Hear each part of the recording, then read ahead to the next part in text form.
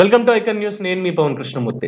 చాలా మంది నిన్నటి నుంచి సోషల్ మీడియా వేదికగా అనేక టీవీ డిబేట్లలో కావచ్చు, అసలు భారతీయ జనతా పార్టీ పొత్తు వెనుక అంటే తెలుగుదేశం జనసేన కూటమితోటి భారతీయ జనతా పార్టీ పొత్తు వెనుక అసలు ఏం జరుగుతోంది అనే దాని మీద చాలా మంది చాలా రకాలైనటువంటి అభిప్రాయాల్ని వ్యక్తపరచడం జరిగింది. కరెక్టే, ఎవరి ఒపీనియన్స్ వాళ్ళకు ఉండొచ్చు.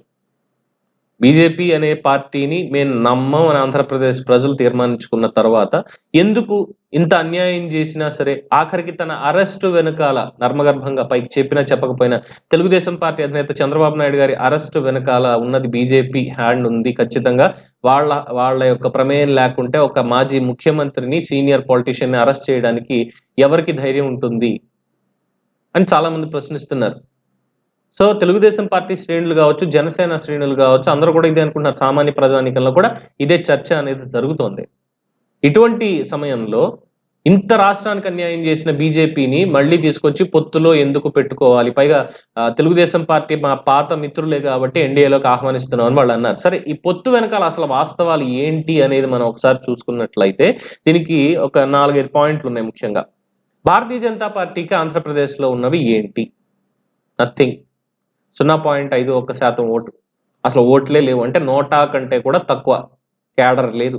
కేవలం ఏదో నాయకులు నామకే వాస్తే ఉన్నారు తప్ప ఇంకొకటి కాదు. మరి ఏమున్నాయి బీజేపీ చేతిలో? ఏమున్నాయి అని అంటే మొత్తం సిస్టమ్ అంతా కూడా కంప్లీట్ సిస్టమ్ అంతా కూడా వాళ్ళ చేతిలో ఉంది. అది ఎన్నికల కమిషన్ కావచ్చు, వ్యవస్థలు కావచ్చు, ఏదైనా సరే. సో ఈ మొత్తం అంతా కూడా వాళ్ళ చేతిలో ఉంది కాబట్టి అందుకు పొత్త ఎందుకు? ఇక్కడ బీజేపీ నేతలు సరే పొత్తులో వాళ్ళకి సీట్లు ఇచ్చారనుకోండి, బీజేపీ ప్రచారం చేస్తే వాళ్ళు గెలుస్తారా?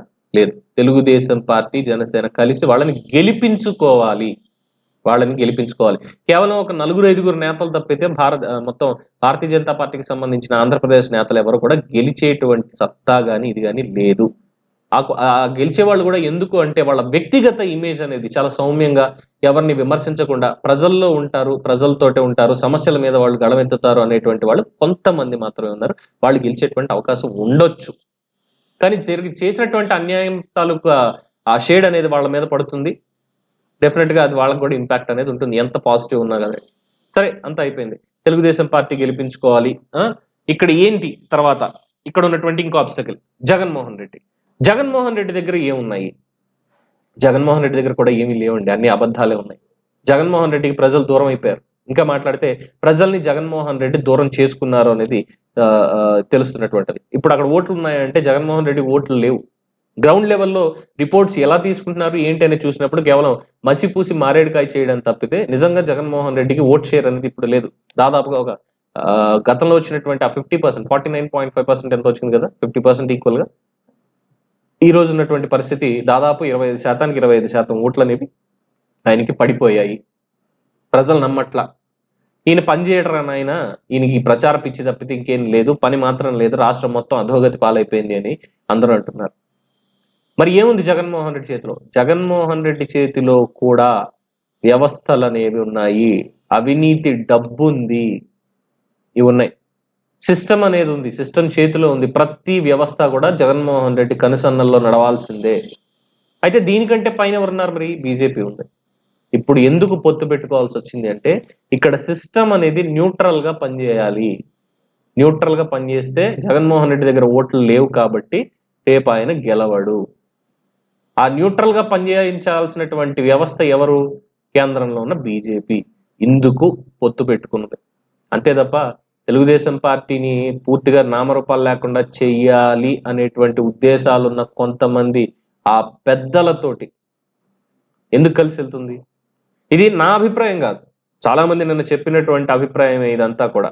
సో మరి ఇక్కడ బీజేపీని నమ్మేది ఎలా అంటున్నారు? బీజేపీని నమ్మినా నమ్మకపోయినా పక్కన పెట్టండి. తెలుగుదేశం పార్టీ, జనసేనని ఏంటి? తెలుగుదేశం పార్టీకి బలమైన క్యాడర్ ఉంది. జనసేన పవన్ కళ్యాణ్ గారికి ఉన్నటువంటి చరిష్మా, కొంతమంది నేతలు, అందుకే ఆయన చెప్పారు 98.5% స్ట్రైక్ రేట్ తోటి ఈసారి గెలవాల్సిందే. అక్కడ కూడా తెలుగుదేశం పార్టీ సపోర్టే. పవన్ కళ్యాణ్ అనేటువంటి ఒక పేరుతోటి ఆయన వెనక ఉండేటువంటి కొంతమందికి, అంతకుమించి ఏం లేదు. సో ఇక్కడ మొత్తం ఇది కన్వర్ట్ అవ్వాలి అంటే సిస్టమ్ న్యూట్రల్ గా పనిచేయాలి. ఆ న్యూట్రల్ గా పనిచేయించేటువంటిది పైన ఉన్నటువంటి బీజేపీ కాబట్టే పొత్తు పెట్టుకున్నారు. ఇక్కడ ఏదో అత్యాశతోటి మాకు వచ్చేస్తాయి ఇదైపోతుంది అనేటువంటి పాయింట్ అసలు లేనే లేదు అనేది సుస్పష్టం. ఇందులో ఎటువంటి అతిశయోక్తి కూడా లేనే లేదు. సో ఏం చెప్పాలి ఇక్కడ మరి?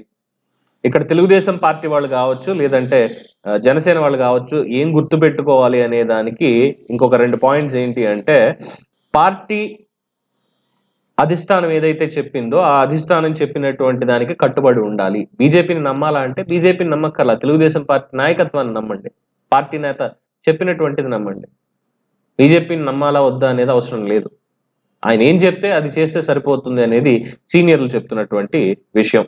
సరే, పొత్తుంది కాబట్టి వాళ్ళకి ఎక్కువ ఎంపీ సీట్లు ఇవ్వడానికి కానీ, లేదంటే ఎమ్మెల్యే సీట్లు ఇవ్వడానికి కానీ వ్యతిరేకిస్తూ ముందుకెళ్తే అది ఎటు కాకుండా పోతుంది, తీసుకెళ్లి జగన్మోహన్ రెడ్డి చేతిలో పెట్టినట్టే అవుతుంది అనేది దాని నుంచి వచ్చే అవుట్కమ్.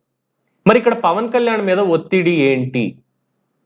చంద్రబాబు నాయుడు గారి చాణక్యత గురించి చెప్పాల్సిన అవసరం లేదు. మీరు కలిసి వస్తారా రారా?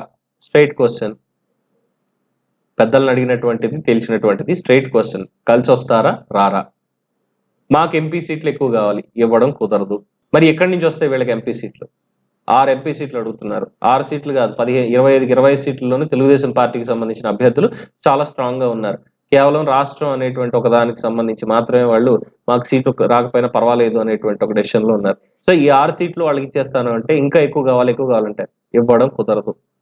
మరి ఇక్కడ చెప్పేది ఇదే, పవన్ కళ్యాణ్ మీద ఎందుకు ఎంత ఒత్తిడి ఉంది అంటే, ఆయనకి ఇచ్చినటువంటి ఎమ్మెల్యే స్థానాల్లో 24 స్థానాలు ఇచ్చారు కదా, ఆ 24 స్థానాలు ప్లస్ ఆయన పోటీ చేస్తామని చెప్పినటువంటి 3 ఎంపీ స్థానాలు అవి కూడా మాకే కావాలి. ఇది బీజేపీ ఆయన మీద పెట్టేటువంటి ఒత్తిడి. ఆ 3 ఒకటి మాత్రం మీకు ఇస్తాము, ఆ ఒక చోట మీరు ఎంపీగా పోటీ చేయండి, రాష్ట్ర ముఖ్యమంత్రికి ఈక్వల్ గా సెంటర్ లో కేబినెట్ మినిస్టర్ హోదా మేము ఇప్పిస్తాము. దీనికి ఆయన్ని బాగా ఒత్తిడి గురి చేస్తున్నారు.